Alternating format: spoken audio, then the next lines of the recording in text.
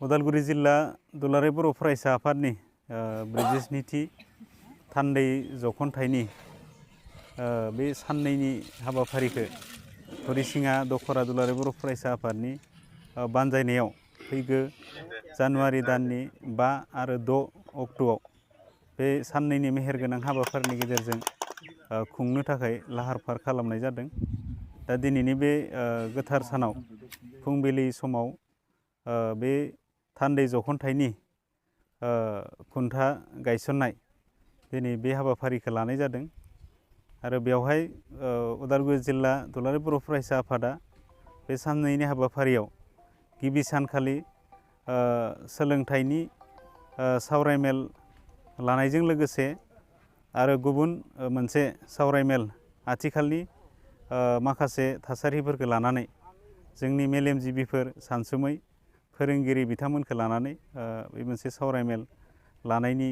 बेखौ थि खालामनाय जादों आरो नैथि सानखालि फुंबिलि समाव आफादनि फिरफिला बिरहोनायनि उनाव मुंख्लंफोरखौ गोसोखांनानै बिबार बावनाय हाबाफारि आरो बड'फानो बिबार बावनाय बेबायदि हाबाफारिखौ लानाय जादों आरो बेवहाय जोंहा उदालगुरि जिल्ला एबसुआ बोसोरफ्रोमबो मुंख्लं फोरदानानि मुङाव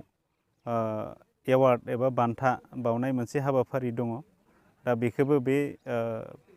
थान्दै जखनथाइनि हाबाफारियाव बेखौ लाफानाय जादों। दा बेनि उनाव गेवलां मेल जागोन। बे गेवलां मेलनि हाबाफारियाव जोंनि दुलाराय बर' फरायसा आफादनि मानगोनां आफादगिरि दिपेन बर' बिथाङा बाहागो लाफैगोन आरो बे साननैनि हाबाफारिया मोजाङै मोजां जाफुंलांथों बेखौ आनान गसाइनि सेराव आर'ज खालामदों आरो बे साननैनि खुंनो लानाय हाबाफारियाव बे हरिसिङा ओनसोलनि साफ्रोमबो रायजो राजाजों लोगोसे उदालगुरि जिल्लानि साफ्रोमबो रायजो राजाफोरखौ जोंनि सानसुमै मेलेमजिबि बिथांमोनखौ आङो जिल्ला एबसुनि जानानै खावलायहरदों। बे साननैनि हाबाफारियाव बयबो जाहाथे लैहोर लैहोर फैनानै जोंखौ मददथि होफैयो आरो जाफुंसार होफैयो। बिनि थाखाय उदालगुरि जिल्ला एबसुनिफ्राय गासै जोंनि रायजो राजा बिथांमोनखौ गुरैयै खावलायहरनाय जाबाय। बे साननैनि हाबाफारियाव उदालगुरि जिल्ला दुलाराय बर' फरायसा आफादनिफ्राय जोङो गोबां हाबाफारि लानाय जादों, जेरै सोलोंथाइनि सायाव सेमिनार आरो दानि थासारिखौ लानानै जोङो सावरायलायनाय बेबायदि जोङो हाबाफारि लानाय जादों। बेजों लोगोसे दुलाराय बर' फरायसा आफादा जिहेतु गासैबो बिथिङाव जौगानायनि थाखाय खामानि मावो आरो गासैबो बिथिङाव जौगानो थाखाय जोङो गेलेनायनि बादायलायनाय बा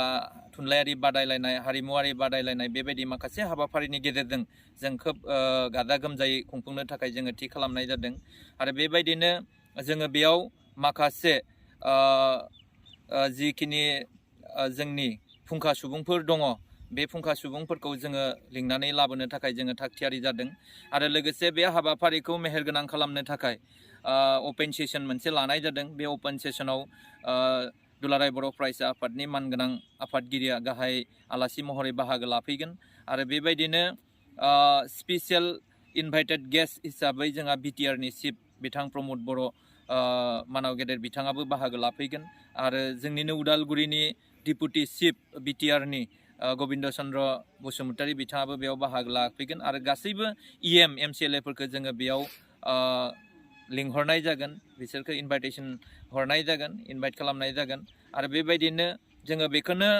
लुबैदों जे सारा जिल्लानि गासैबो बर' रायजो राजाफ्रा जाहाथे नैबे हाबाफारियाव लोब लोब फैनानै बाहागो लाफैयो आरो जोंनि जि हाबाफारि आरो दुलाराय बर' फरायसा आफादनि जि थांखिफोर बे थांखिफोरखौ